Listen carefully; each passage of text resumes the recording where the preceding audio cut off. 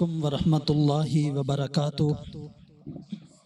بسم اللہ والحمد للہ والصلاة والسلام علی رسول اللہ، اما بعد، اعوذ باللہ السمیع العلیم من الشیطان الرجیم، من حمزہ ونفخہ ونفثہ، بسم اللہ الرحمن الرحیم۔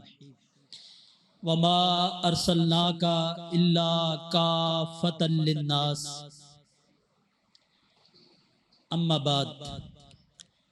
ہر قسم کی حمد و ثنا اللہ جل جلالہ کی ذات اقدس کے لیے، درود و سلام سرور کائنات جناب محمد الرسول اللہ صلی اللہ علیہ وعلی آلہ وصحبہ وسلم کی ذات اقدس پر۔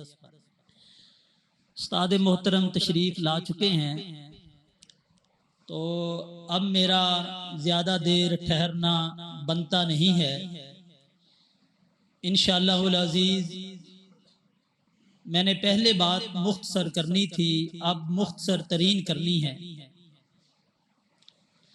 اللہ سبحانہ و تعالی میرے سینہ کو کھولے اور میں درست بات آپ تک پہنچا سکوں۔ اللہ آپ کے سینہ کو کھولے اور آپ اس درست بات کو سمجھ سکیں۔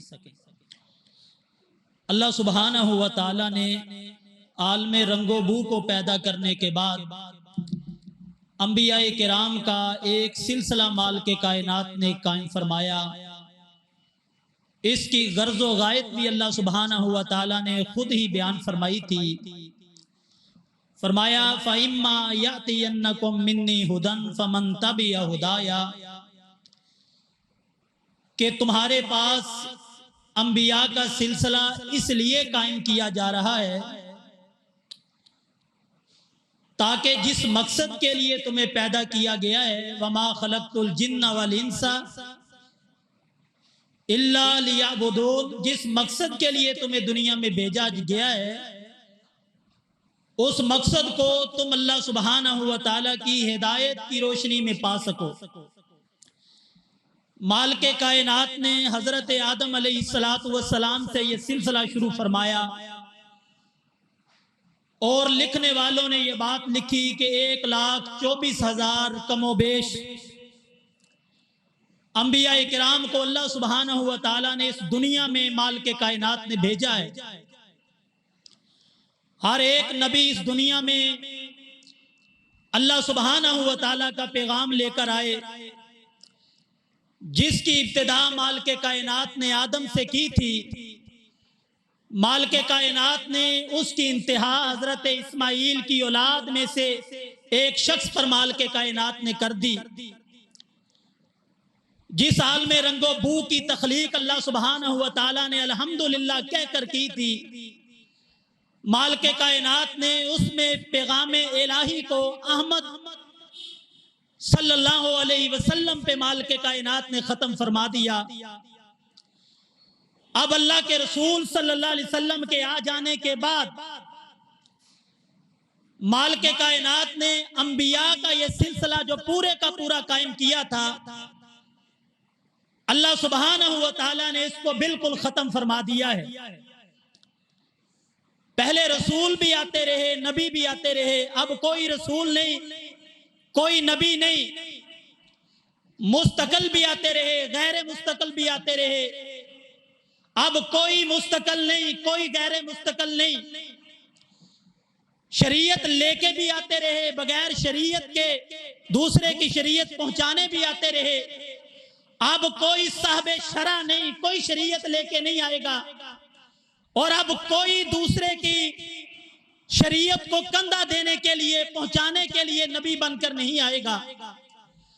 اللہ سبحانہ و تعالیٰ نے اس کو جناب رسول اللہ صلی اللہ علیہ وسلم پر بالکل ختم فرما دیا ہے۔ اور اس کی وجہ کیا ہے کہ آخر یہ سلسلہ کیوں ختم کیا گیا؟ پہلے انبیاء کرام مالک کائنات نے اس دنیا میں بھیجے۔ آپ حضرات کے علم میں ہے کہ اللہ سبحانہ و تعالیٰ نے ہر نبی کو ایک الگ قوم کی طرح مبعوث کیا ہے۔ حتیٰ کہ ایسا بھی ہوا کہ مالک کائنات نے ایک ہی وقت میں کئی انبیاء کرام کو اس دنیا میں مال کے کائنات نے بھیجا ہے۔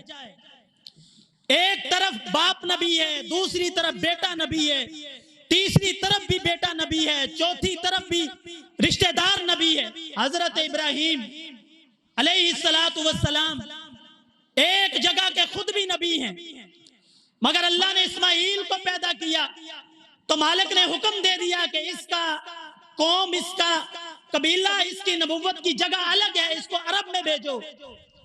اللہ نے اسحاق کو پیدا کیا، ان کو الگ سے اسماعیل کے علاقے سے الگ علاقہ دیا۔ اللہ نے اسی دور میں حضرت لوط کو بھی بھیجا ہے، مگر اس کا علاقہ مال کے کائنات نے اس کی قوم الگ سے بنائی ہے۔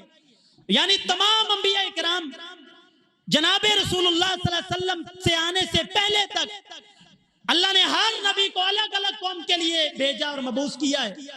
حضرت عیسیٰ نے آخر میں آ کر فرمایا تھا کنانی عورت کو، جیسا کہ انجیل متی میں ہے، اس نے کہا تھا میری بیٹی بیمار ہے، آپ نے فرمایا جاؤ، چلے جاؤ، مجھے اللہ نے صرف بنی اسرائیل کی طرف بھیجا ہے اور کسی کی طرف نہیں بھیجا۔ حضرت عیسیٰ نے 12 لوگوں کو منتخب کیا کہ دنیا تک پیغام پہنچائیں، اور ان کو فرمایا سوائے بنی اسرائیل کے کہیں نہ جانا، اللہ نے ہمیں بنی اسرائیل کی طرف بھیجا ہے۔ مگر جب رسول اللہ صلی اللہ علیہ وسلم کی باری آئی ہے تو مال کے کائنات نے یہ نبوت کے سلسلے کو اللہ نے ختم کرنا چاہا ہے۔ مال کے کائنات نے آپ کے بارے میں خصوصی طور پہ فرمایا کل کہہ دیجئے کہ اے لوگو انی رسول اللہ، میں اب کسی قبیلے کا نبی نہیں ہوں، انی رسول اللہ علیکم جمیعا۔ پہلے الناس بھی کہا ہے، کوئی الف لام کا رولا نہ ڈالے، پھر جمیعا بھی کہہ دیا، تمام لوگوں کی طرف، عرب کے، عجم کے، مشرق کے، مغرب کے تمام لوگوں کا میں نبی ہوں۔ اللہ نے معراج کروائی، اللہ خانہ کعبہ سے اٹھا سکتے تھے، مگر مال کے کائنات نے بیت المقدس سے اٹھایا ہے، یہ بتانے کے لیے کہ میں اسماعیلیوں کا بھی نبی ہوں، میں اسحاقیوں کا بھی نبی ہوں، میں اسماعیل کی اولاد کا بھی نبی ہوں، میں بنی اسرائیل کا بھی نبی ہوں، میں عرب کا بھی نبی ہوں، میں عجم کا بھی نبی ہوں۔ اللہ کے نبی صلی اللہ علیہ وسلم کو اللہ نے معراج کروا کے بھی یہ قصہ ہی تمام فرما دیا، اور مال کے کائنات نے فرمایا وما ارسلناک الا کافۃ للناس وما ارسلناک، ہم نے آپ کو نہیں بھیجا، آپ کو بھیجنے کی غرض و غایت کیا ہے؟ ہم نے آپ کو نہیں بھیجا، صرف اس غرض کے لیے بھیجا ہے کہ ہم آپ کو تمام لوگوں کے لیے نبی بنا دیں۔ اب نبوت آپ کی تمام لوگوں کے لیے ہے، جو سلسلہ ہم نے مختلف قوموں سے شروع کیا، آج ہم نے آپ کو تمام لوگوں کا نبی بنا کر بھیج دیا۔ پہلے ایک قوم کا نبی ہوا کرتا تھا، دوسرے قوم میں نبی کی ضرورت تھی، مگر اللہ نے چاہا کہ اب نبی نہ آئے دنیا میں، اللہ سبحانہ و تعالیٰ نے پوری قوم کا آپ کو نبی بنا کر بھیج دیا۔ اور نبی ایسے بھی آیا کرتے تھے، پہلا نبی آیا تو شریعت لے کر، اس زمانے تک وہ شریعت چلتی تھی، مگر اس کے بعد اس کے اندر اضافے کی ضرورت ہوا کرتی تھی، اللہ سبحانہ و تعالیٰ دوسرا نبی بھیج دیا کرتے تھے، جیسا کہ انجیل کے اندر ہی ہے۔ حضرت عیسیٰ علیہ السلام آئے، لوگوں نے کہا کس لیے آئے ہیں؟ کہا اس لیے نہیں آیا کوئی نیا پیغام لاؤں، اس لیے آیا ہوں کہ حضرت موسیٰ کی تورات کے اندر اس کی تکمیل کروں، اس کے اندر آپ کو باتیں بتاؤں، اس لیے مجھے بھیجا ہے۔ اللہ نے قرآن میں بھی کہا ہے کہ حضرت عیسیٰ نے کہا ہے کہ اے بنی اسرائیل کے لوگوں انی رسول اللہ علیکم، میں تمہاری طرف رسول ہوں، کیا کرنے آئے؟ مصدقا لما بین یدی، میں اس لیے آیا ہوں کہ تمہارے پاس جو تورات ہے اس کے اندر جو غلطیاں تم نے کی ہیں اس کی تصحیح کر دوں، مجھے اللہ نے اس لیے بھیجا ہے۔ جناب رسول اللہ صلی اللہ علیہ وسلم کو بھیجا تو اللہ نے کیا فرمایا؟ فرمایا الیوم اکملت لکم دینکم واتممت علیکم نعمتی ورضیت لکم الاسلام دینا، آج کے بعد میری یہ نعمت جو میں نے حضرت آدم سے شروع کی تھی آپ پر میں نے مکمل کر دی ہے، اور یہ دین جو حضرت آدم سے شروع کیا تھا میں نے آج آپ پر اس دین کو مکمل کر دیا ہے۔ اکملت، میں نے مکمل کر دیا، اکمال کر دیا ہے، اب اس دین کے اندر کوئی کمی نہیں ہے، اس لیے کوئی نبی اب دنیا میں نہیں آئے گا۔ آپ ساری کائنات کے نبی ہیں، ساری دنیا کے نبی ہیں، کوئی نبی نہیں آئے گا، آپ نے دین کو مکمل کر دیا ہے۔ دین کی ضرورت نہیں ہے، کوئی نبی نہیں آئے گا۔ نبی اس لیے بھی آیا کرتے تھے، لوگ پہلی کتابوں میں تبدیلیاں کر دیا کرتے تھے۔ مالک کائنات نے جتنی کتابیں نازل کی ہیں سب میں تبدیلیاں کر دیا کرتے تھے۔ حضرت ادریس کی کتاب آج موجود ہے، اس کے اندر تبدیلی ہے، وہ بھی پھٹی پرانی حالت میں۔ زرتشتی کہتے ہیں ہمارے نبی تھے، ان کی کتاب موجود ہے، وہ بھی 10واں حصہ بقیہ ساری غارت ہوئی۔ عیسائیوں کی، یہودیوں کی کتاب موجود ہے، تورات انجیل موجود ہے، مگر اس کے اندر خود اتنی تبدیلیاں ہیں، وہ خود پریشان ہیں۔ اللہ سبحانہ و تعالی نے چاہا کہ اب پیارے پیغمبر کے بعد نبوت نہیں چلے گی، مالک نے جو دنیا میں کتاب بھیجی اللہ نے اس کو بھی ہمیشہ کے لیے محفوظ کر دیا۔ آج کوئی 1400 سال کا بھی، اور لوگوں نے ایسے نہیں آزما کر دیکھا ہے، اب تفصیل میں جانا نہیں چاہتا، لوگوں نے آزما کر دیکھا ہے قرآن کو، لوگوں نے 42 ہزار قرآن کے نسخے اکٹھے کرنے کے بعد، پوری یونیورسٹی قرآن پہ ریسرچ کی بنانے کے بعد، پوری دنیا سے پروفیسر لانے کے بعد لوگوں نے یونیورسٹی بنا کے قرآن پر ریسرچ کی ہے، مگر قرآن کے اندر ایک بھی غلطی نہیں نکال سکے۔ اللہ سبحانہ و تعالی نے اس طرح قرآن کو محفوظ کر دیا ہے، جو کتاب آئی ہے وہ کتاب محفوظ ہے، جو رسول لے کے آیا ہے اس رسول کی رسالت ساری دنیا کے لوگوں کے لیے ہے، قرآن کے اندر تبدیلی نہیں، جو رسول ہے وہ عالمگیر ہے، ساری دنیا کے لیے ہے، اور اس دین کے اندر کوئی کمی نہیں ہے۔ اس لیے اب کسی نئے نبی کی، کسی چھوٹے بڑے نبی کی، کسی کانے سجاکھے نبی کی، کسی کی کوئی ضرورت نہیں ہے۔ اللہ سبحانہ و تعالی نے نبوت کا یہ سلسلہ ختم کر دیا ہے۔ اور آخری باتیں عرض کرتا ہوں، مختصر سی باتیں عرض کرتا ہوں۔ لوگ بھی بڑے عجیب ہیں، کہتے ہیں کہ ہمارا نبی، ہمارا جو آیا ہے وہ بھی نبی ہے، ہمارا بھی نبی ہے۔ یہ لوگوں نے جناب رسول اللہ صلی اللہ علیہ وسلم کی توہین نہیں کی، بلکہ اللہ کی بھی توہین کی ہے، اللہ سبحانہ و تعالیٰ کی بھی توہین کی ہے۔ جناب رسول اللہ کی ختم نبوت پر ڈاکہ ڈال کے اللہ کے نبی کی توہین کی ہے۔ اور اللہ کی توہین کیسے کی ہے؟